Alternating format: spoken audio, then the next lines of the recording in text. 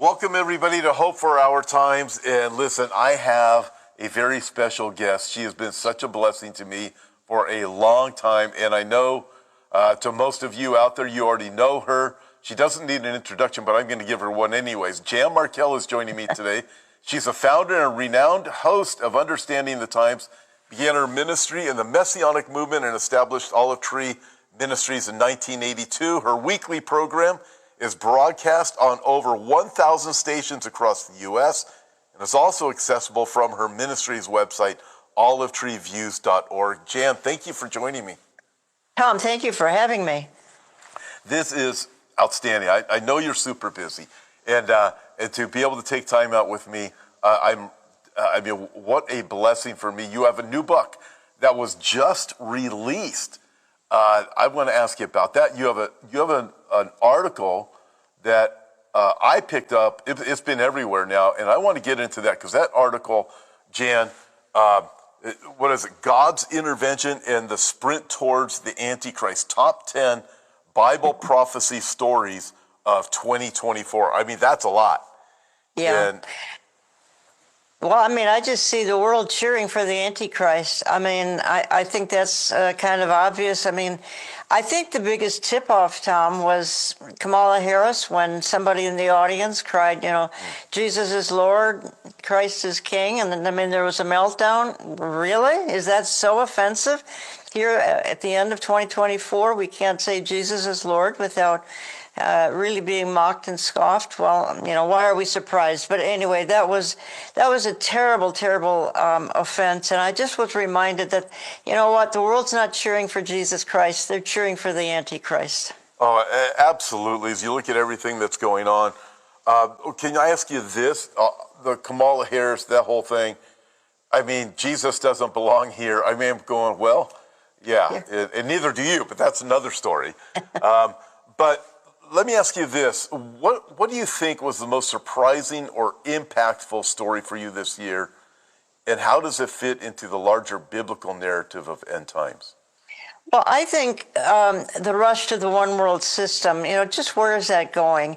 We have the globalists who signed their pact for the future in September. I think they thought they were on their way to one world government. And then we have, somebody come along, by the name of Donald Trump, and not to promote him here necessarily. And then you've got Yuval Noah Harari saying of Trump. Now remember, moments ago, I just said they came up with their pact for the future at the UN in September. And then Harari comes out and says, with the election of Donald Trump, this is a death blow to the global order. Well, which is it? Is it on the future? Is it on the horizon?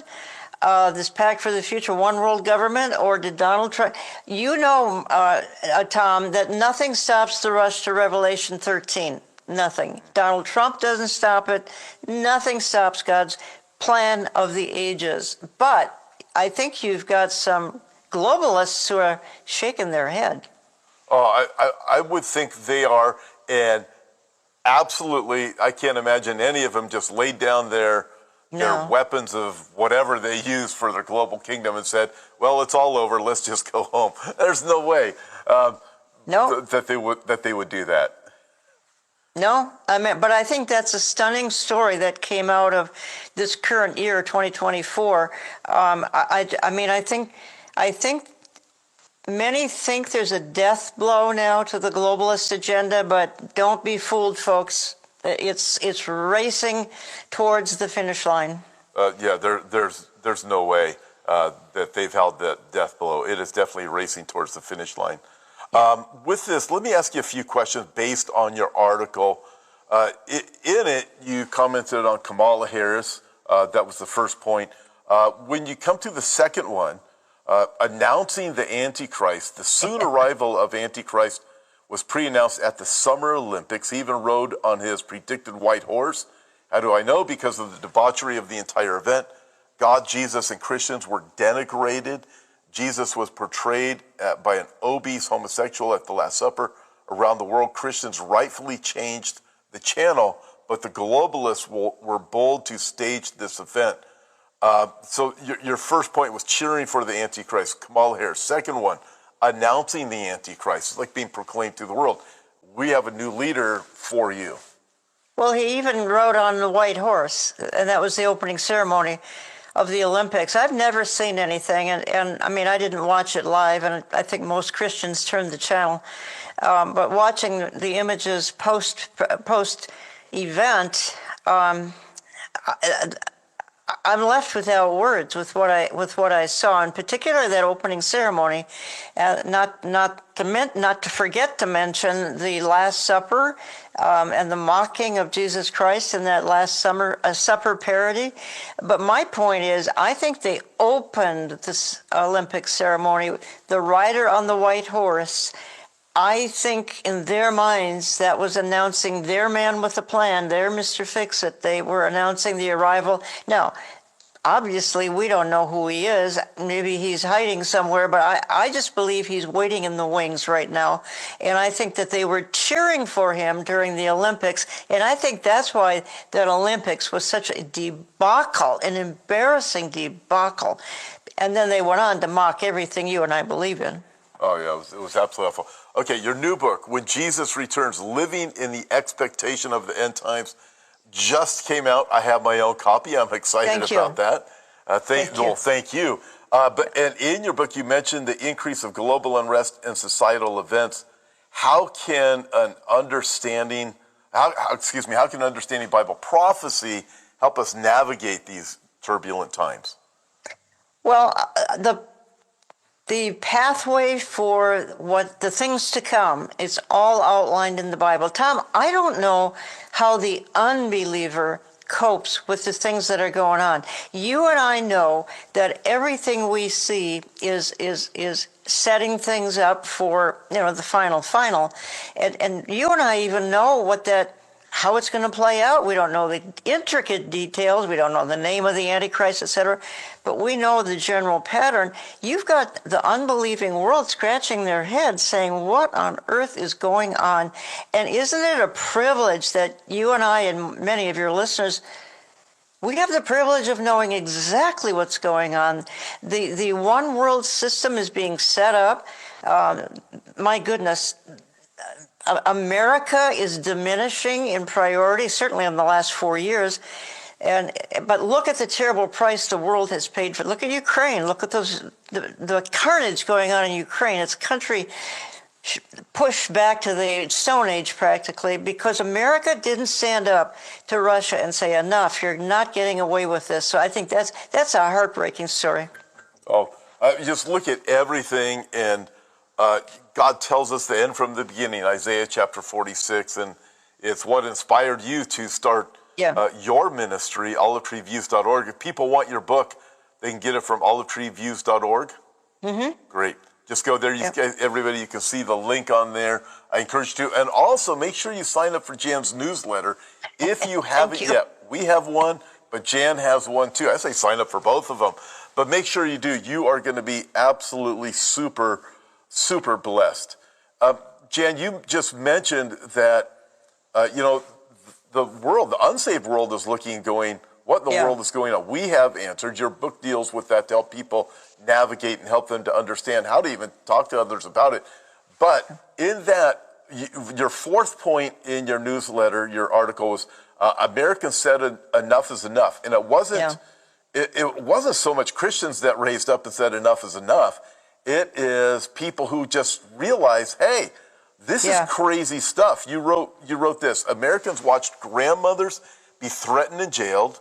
They watched a death cult perform at the Democratic National Convention last summer. They learned that kids they care about might have body parts cut off, and they said enough is enough. And it's like, I just, so true at where we are right now, thinking, how do we even get to that place? But at least we have something. Well, how did we get to this place, Tom? I mean, I can't wrap my brain around it, but thankfully, and I think a real tipping point, going back to that convention last summer, I can't remember what city it was in, but the point is, you had the most vile things going on at that Democrat National Convention last summer.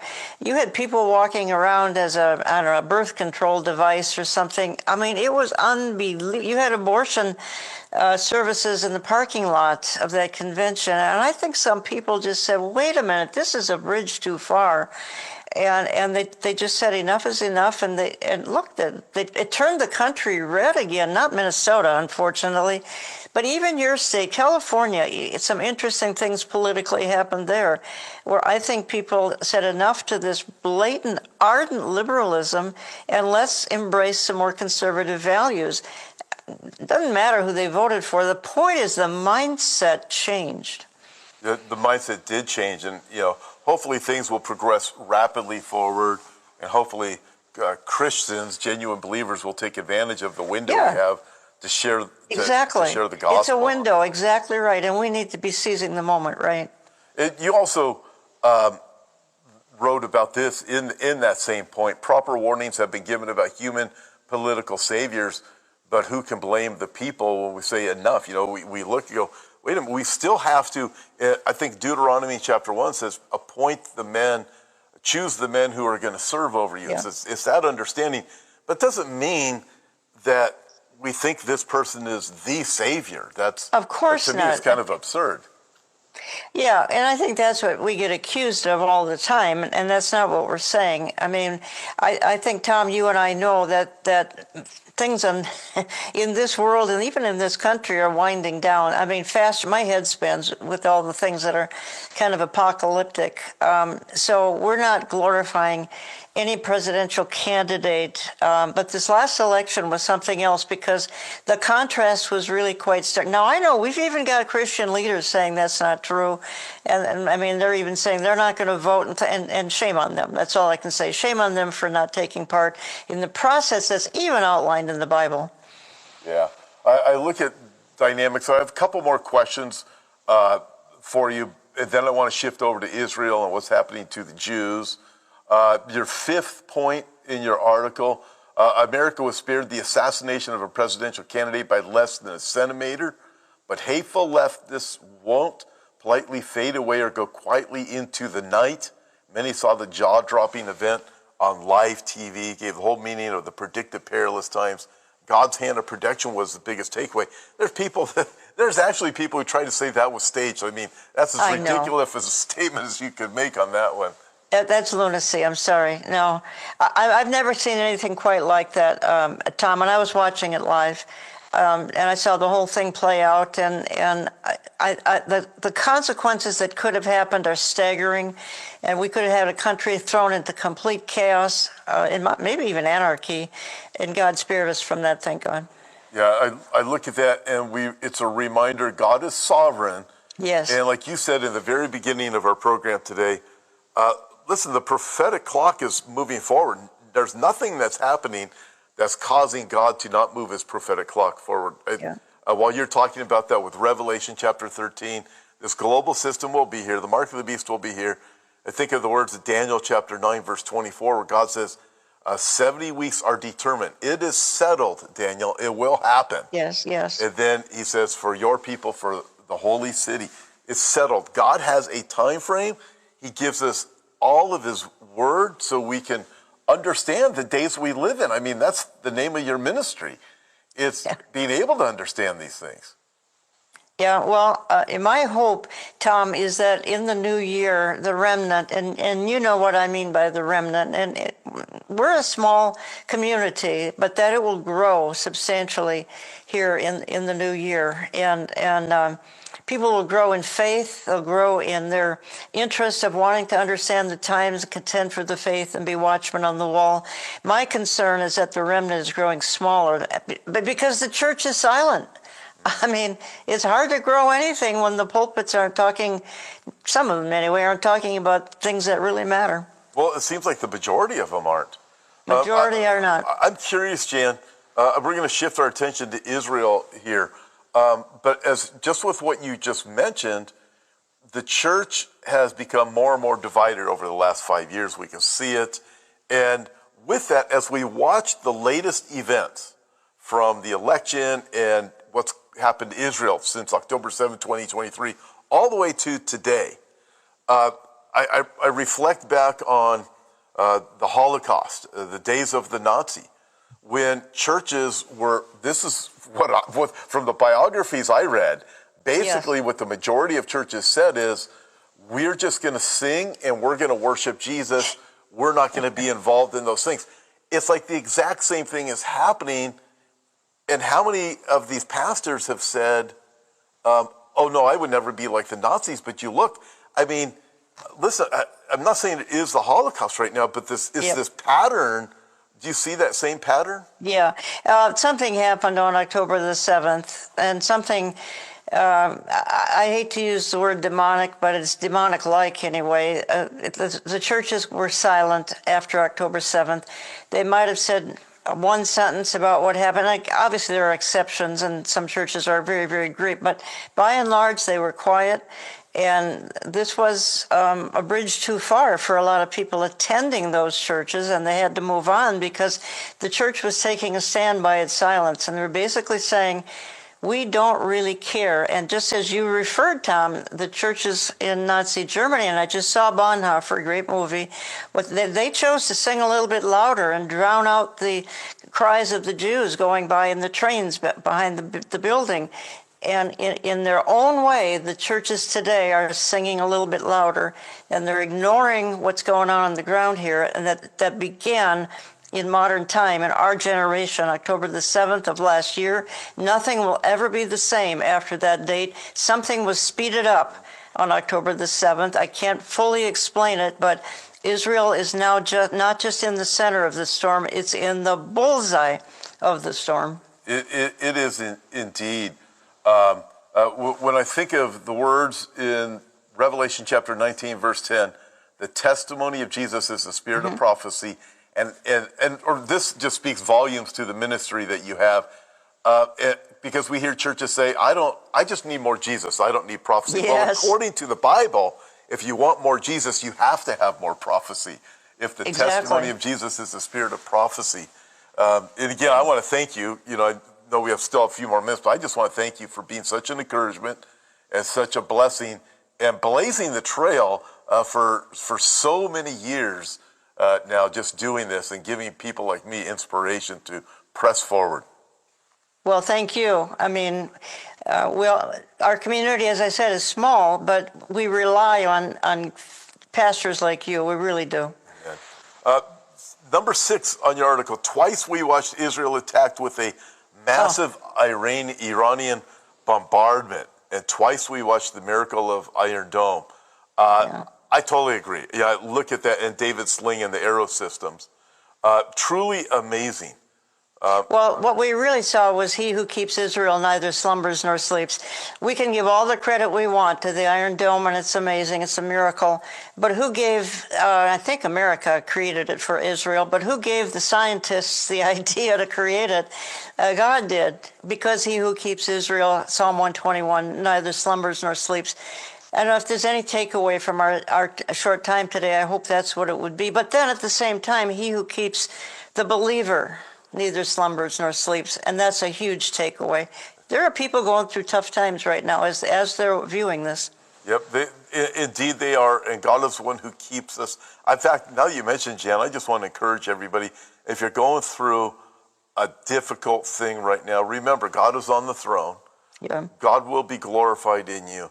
God will direct your steps. Sometimes we make our plans. He directs our steps.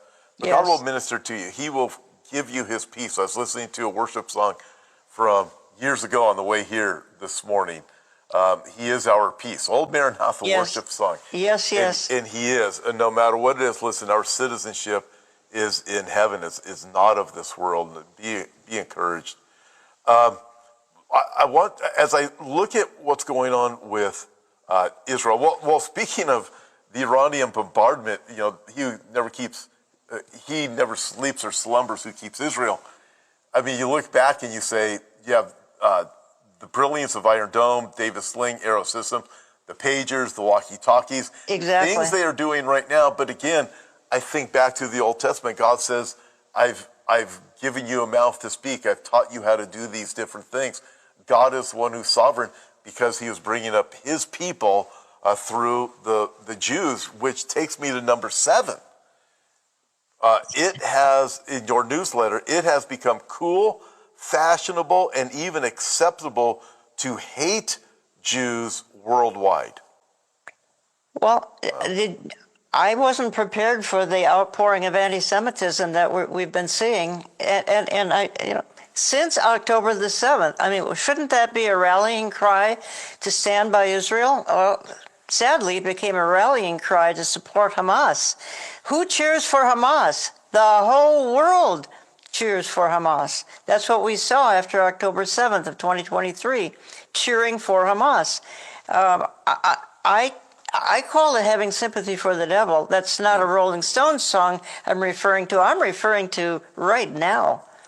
Yeah, and so with that, with the Jews, for all of your viewers, because a lot of people, they might be new to Bible prophecy, or even if they've been studying Bible prophecy for a long time, following you for a long time, it's still kind of challenging for them to realize why does this happen to the Jews? Yeah. Why has it happened throughout history?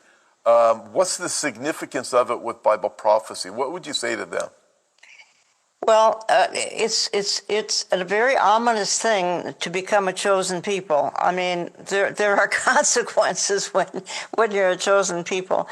I kind of have a saying, Tom, that Israel is kind of the center of the storm, followed by Jerusalem, followed by the Temple Mount. Well, lo and behold, all 3 of those things are within Israel. They're not in Minneapolis and they're not in Southern California. For some reason, God put a bullseye on his covenant land. Why? We'll ask him someday, probably soon. But for some reason, that's the target, and that's where everything is directed in the so-called last days. And you've been there multiple, I've been there multiple times, and every time we go, something all new hits us that we'd never seen before, that's amazing, that's pointing to the lateness of the hour. I mean, you have to go there to see it, to believe it. You do. I try to tell people all the time. Can't. It's like you can't, even you may be a believer, you may love the Bible and study it, pull out commentaries, go to church all the time, taught on it, but when you go there, your eyes get open to something that is just, it's really unbelievable in a very remarkable way. I tell people all the time, hey, come with me to Israel. I promise you'll be blessed. Speaking of, Jan, one time I was leading a tour, and a couple of people on the tour that were dead set that the temple was in the city of David. And I said, when you get to Jerusalem, I think you'll have another understanding when you actually see everything up close and personal. And it does. It helps you to really put things together. There's another couple that was with me. They're real estate brokers. And we were looking at the Temple Mount, and they were talking about real estate in Israel and everything. I said, you see that piece of real estate right there? Yeah. The person who can make a deal on that, there you go. He's the Antichrist. And I said, so there you go. But yeah, that is ground zero, Tom. That is truly ground zero. That is ground zero. You have in here number 8. You talked a little bit about it already. If you want to comment further, the remnant got smaller. Those who truly understand the times, you wrote, those who are longing for his appearing, and those who discern the times are shrinking in number. Well, I'd love to think that our community is growing, and it is, but not like I would like to see it grow. But I go back, I'm a little bit repetitious, and that if the pulpits are quiet, sometimes the people in the pews don't know quite what to believe. They don't even know that they should be awaiting his return. I mean, that's why you and I are in ministry, Tom, is to get people excited that the king is coming any day.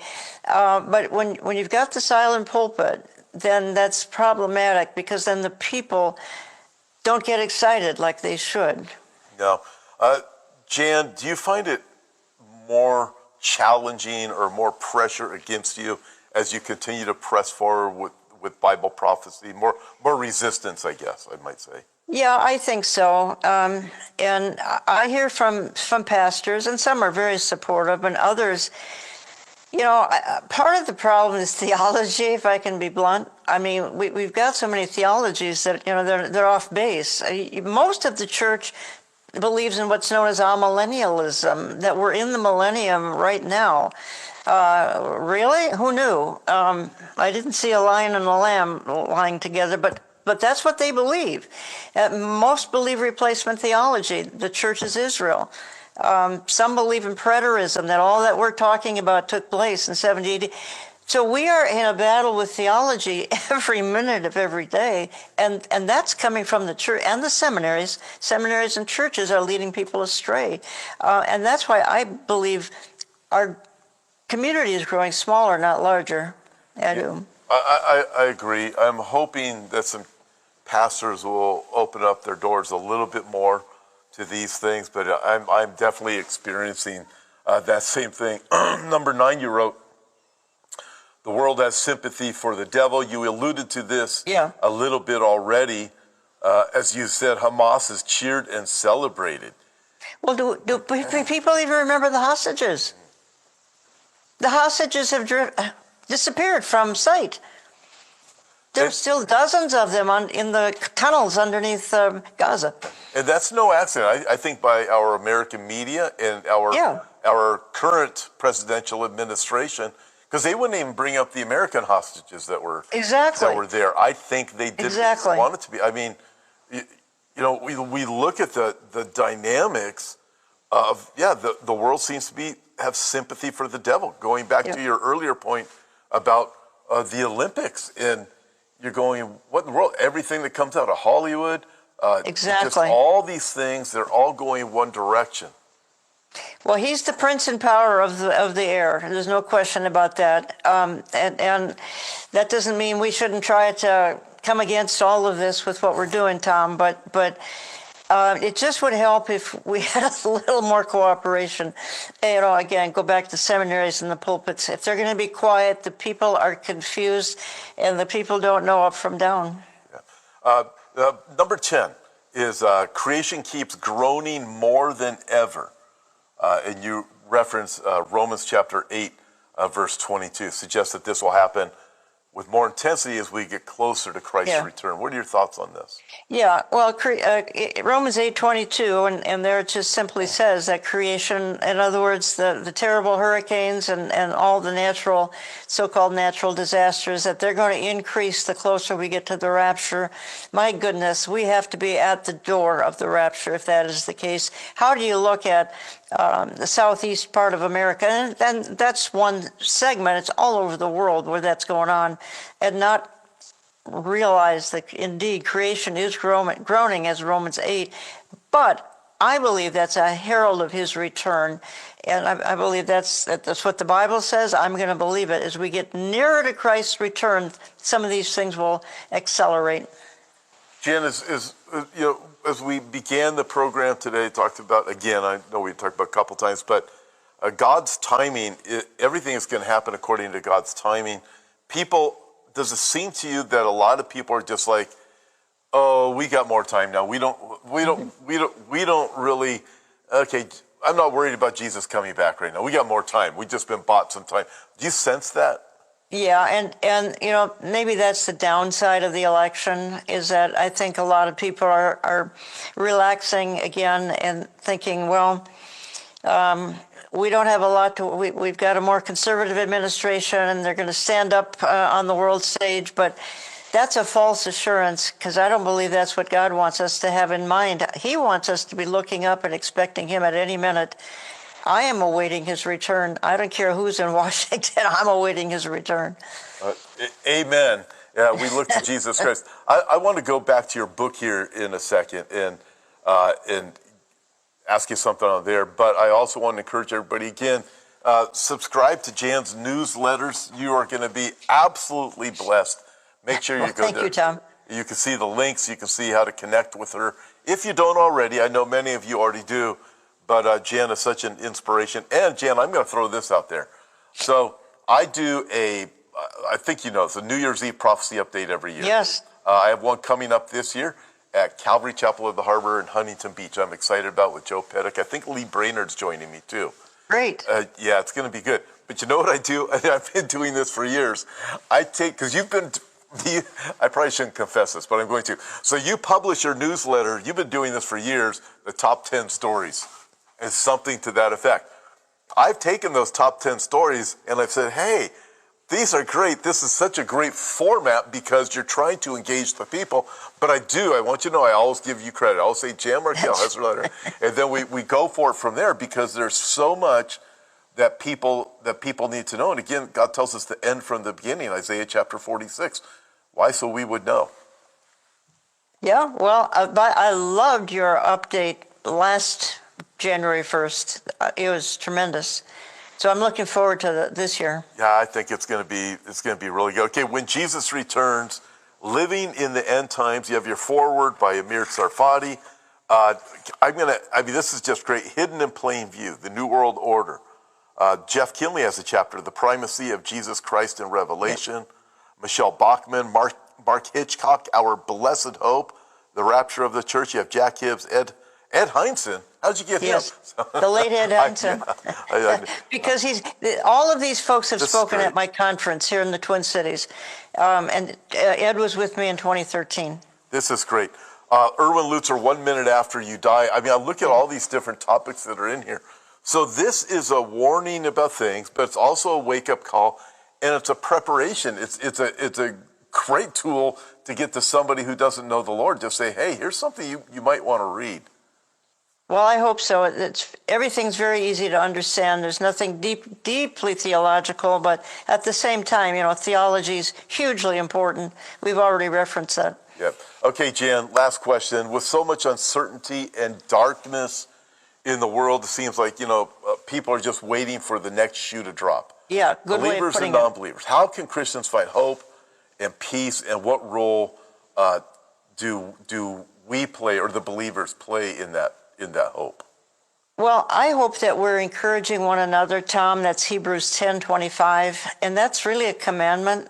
And that means we think a whole lot less about ourselves and we start focusing on others. First of all, share the plan of salvation with those who don't know it. But, I think if people would just consciously think to encourage one or two people every day, tell them something that would make their day, because everyone needs that kind of encouragement right now. We are being beaten down, so to speak, emotionally speaking anyway. So let's keep that Hebrews 10:25 in mind and be encouragers. Focus less on ourselves and more on others, and always look up. If you don't look up, you're going to be discouraged and defeated. No kidding. That's like Peter when he's walking on the water. When he took his eyes off of Jesus, he started to sink. Keep your eyes fixed on Christ, and you'll do good. Everybody, listen again. I want to remind you can connect with Jan, olivetreeviews.org. Subscribe to her newsletter. Also, you can get her book. She has it at olivetreeviews.org. You can go over to her website and get it there. You're going to be encouraged. You're also going to want to give it to a friend. So I would say go for it. And Jan, thank you so much for joining me today, taking time out of that super cold weather back there. Yep. And, thank you, Tom. Thank you for having me. Thank you. You really are such a blessing. God bless you, everybody. Thank you for joining us today.